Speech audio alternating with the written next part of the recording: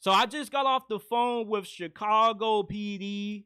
They told me that they're about to arrest Matt Eberflus for manslaughter for what he's been allowing to happen to Caleb Williams. Caleb Williams today was sacked 9 times in the Bears' 19-3 loss against the New England Patriots. This is the most sacks that a team has given up all season long. And Caleb Williams, he's been taking the beating back there behind that Bears offensive line. He got sacked 7 times on Sunday Night Football against the Texans. He got sacked 6 times a week ago against the Arizona Cardinals.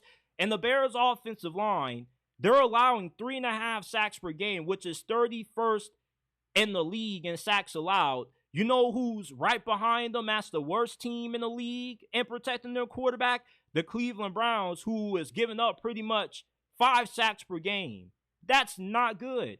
And you're attempting 33 passes per game, which is tied with Bo Nix for the most pass attempts by a rookie quarterback. The difference between the situation that Caleb Williams is in compared to Bo Nix is that Bo Nix actually has a good coaching staff. He has a head coach in Sean Payton who knows how to develop them, who knows how to get the best out of them.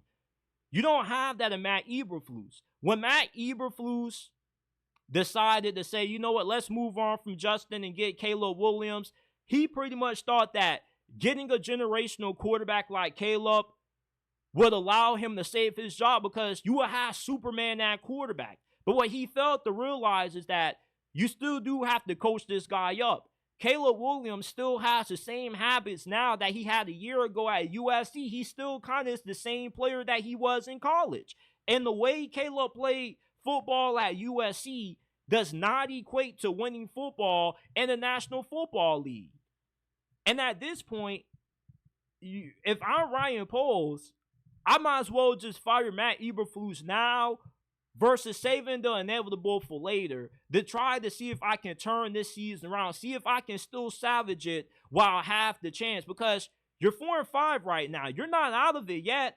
You know, at one point, it looked like the Bears were trending in the right direction, but all of a sudden, they start playing some actual good teams and not beating up on the sorry-ass Jacksonville Jaguars, and you just see how truly bad this team is because they're poorly coached. How do you have an offense with DeAndre Swift, Roman Dunze, Keenan Allen, and DJ Moore, and you haven't had a passing touchdown in over a month? That's disgusting. You know, Matt Eberflus, he probably should have got the boot at the end of last season.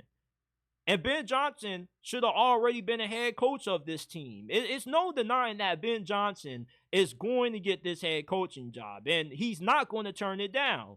There's way too many weapons on this Bears team for this squad to be as bad as what they've been up to this point this season. And things are not going to change at this point.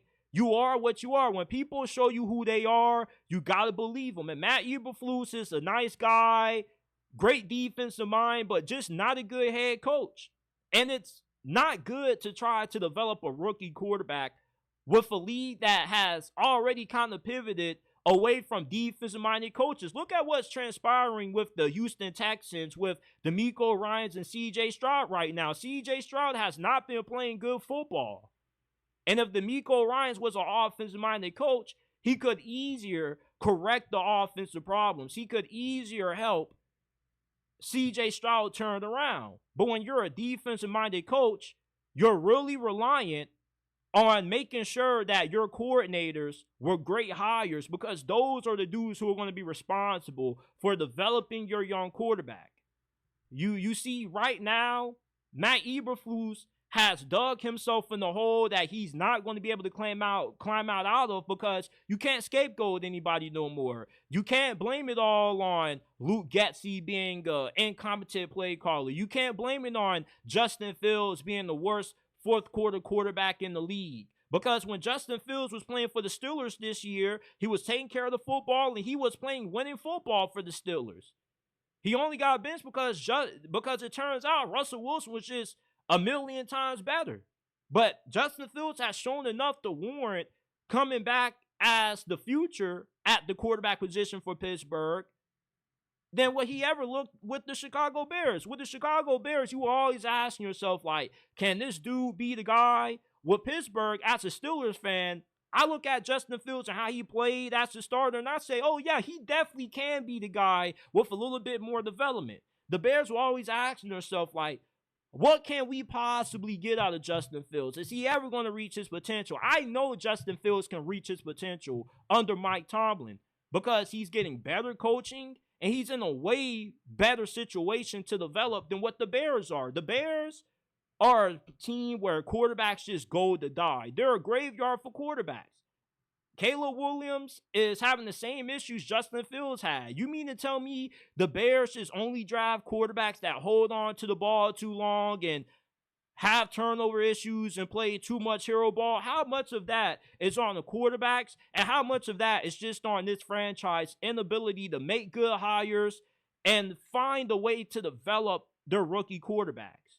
It's really nasty what they're doing to Caleb Williams. And I'm not going to say Caleb Williams is a bust, because if you were to put Caleb Williams on the Indianapolis Colts right now, they would be one of the best teams in the league.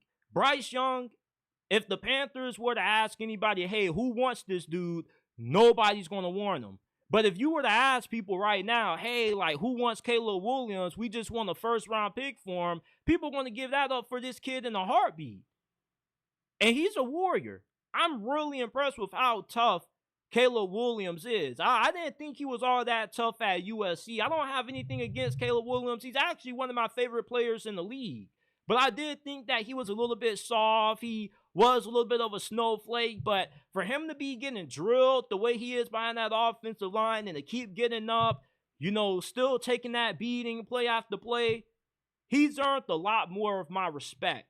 And you can't deny this guy's toughness. He's breaking out of sacks. He's trying to do his best. I know he hasn't played good football neither. Like, you got to give him a little bit of the blame for how things have gone for the Bears. But, I mean, Caleb Williams, what do you want this brother to do? This brother's in hell, and the Chicago Bears are getting this brother killed. We need to save Caleb Williams. Can the NFLPA step in? Can they? Because at this point, I'm concerned about Caleb Williams' long-term health. The dude took a really bad hit and their blowout loss to the Cardinals when he should have been pulled in that game. He never should have been in position to take that hit in the first place because the game was out of reach. He's getting sacked left and right. How are you ever going to develop good habits? How are you ever going to become an elite quarterback, an elite passer of the ball if you can't trust your offensive line? The Bears are making Caleb Williams develop more negative habits due to how bad of a situation they have him in than they are helping him develop and reach his potential. This is why it's important of what team drafts you, because you can go to a team that has all the talent in the world, but if they're poorly coached, you're going to struggle. Coaching matters in this league, and a lot of people kind of overlook that. And to a degree, Caleb Williams has done a good job overcoming the dysfunction. When the Bears have gone up against inferior competition, he's dominated in those games. But when they go up against teams that are just as talented as what they are, but better coached, they just get outclassed. Save Caleb Williams. We need to get this hashtag trending. Save Caleb Williams before it's too late. Because it looks like the Bears are about to ruin another quarterback like they ruined Trubisky and like they ruined Justin Fields. Maybe Caleb Williams can demand a trade and get up on out of there before they ruin his career like they did Justin Fields. The good thing is, at least they did right by Justin and traded him into a franchise that can actually put him in position to thrive. The Bears just seem to be a franchise that puts their quarterbacks in position to fail, and that's why this franchise continues to underachieve and why they haven't had that much postseason success in a very long time.